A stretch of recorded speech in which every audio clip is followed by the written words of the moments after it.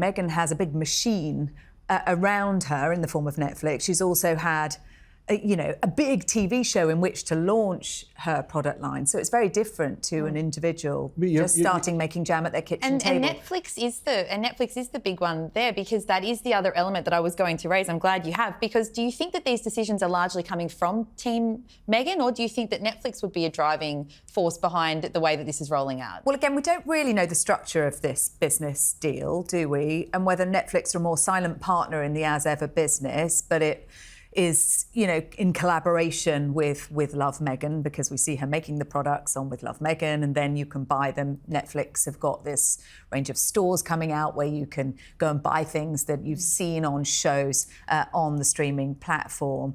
But it is very different to a one-woman band trying to get a product from her kitchen table to scale. Yeah. She does talk about the problems of that, but I think she has a lot of opportunity there. I sort of agree with you, Sarah, except you've got to remember that when she first started, what was it, Riviera, American Riviera Orchard. American Riviera. So they've had R.I.P. So that's gone. They've had so she's had to rebrand. She's had to look at other things to do with it. So it's not been perfect. My view is that it is mainly, I would say, 90% Meghan who's running the show, because this is a woman who does not want to take orders from anybody. I agree. She doesn't want to let go, and I guess she is putting her name to it.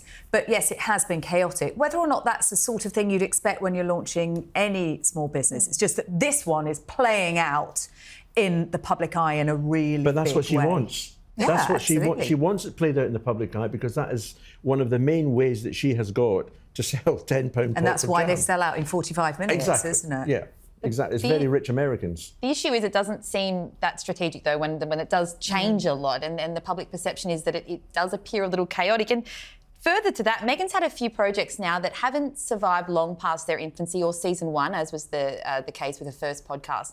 Do you think that she really needs to be careful now to show that she's committing to this long term, and that's a reputational issue? I don't think that she bothers about that much about that. As far as she's concerned, she's there. I've got no objections to Meghan and Harry making money, none whatsoever. However they want to operate now is fine. It's their royal connections that really irritate me, and they're piggybacking off that a great deal. But I think Meghan is the one who's driving everything, and I think she will eventually come a cropper with all this. I mean, she says, I don't want to annoy the public. Well, why not? She's annoyed everybody else. She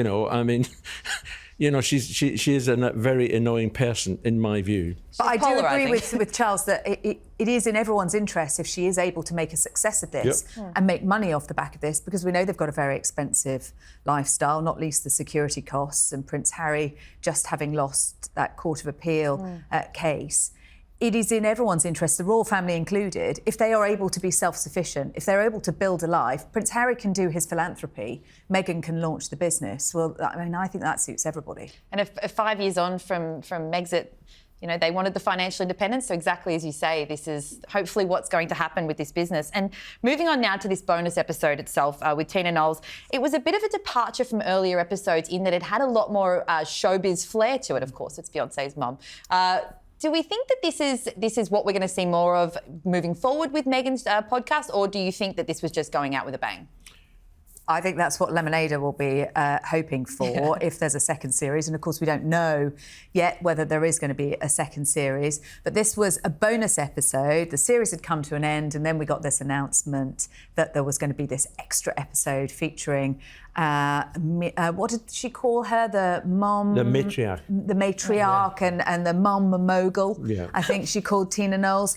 And she made it very clear that Tina Nolles had picked up the phone to her. Oh, yeah. Oh, yes, I picked up on that. Yes, and that you don't turn down a call like that, you pick up the phone and then you do this episode. Actually, I thought this was one of the most interesting episodes in the series because Tina Knowles has a really, really interesting story to tell about launching her own hair care business, about going into business with her daughter Beyonce, about managing family businesses and the disagreements that come along the way. And as I was listening to that, I was thinking, ooh, the family firm and disagreements. And there was one particular line that stood out for me when Tina said, you know, of course we disagree as family, and when we're in business together and we're working together, there will be disagreements, but I don't let them kind of sit. I can't. I pick up the phone and I make up because I don't want to miss that time. And I thought, oh, wow, okay.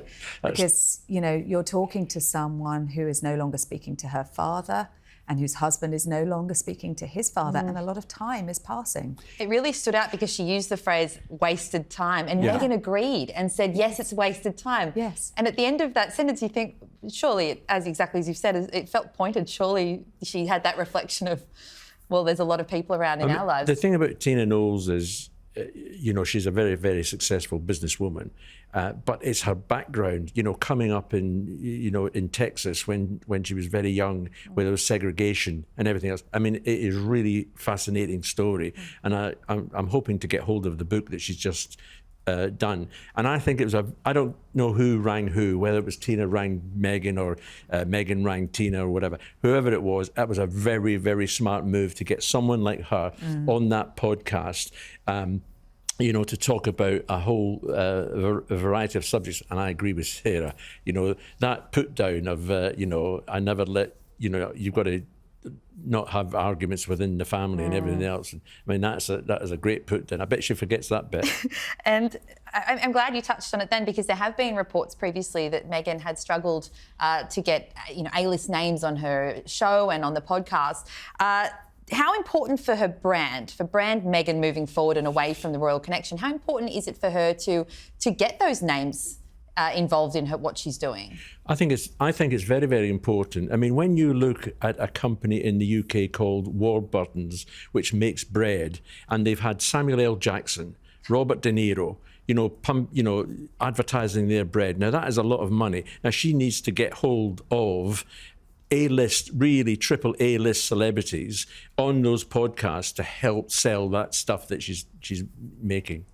And also people who want to be involved in their own right, not just because they're friends in Montecito with Meghan, because that has been my slight bugbear with this podcast. Sometimes you feel a bit excluded from the conversation as a listener, because there's an awful lot of gushing chat, there's a lot of praising of each other, there's a lot of talk about people that we don't know. In this episode, they were talking about, I think it was Yvette, who I think is Beyonce's PR or manager.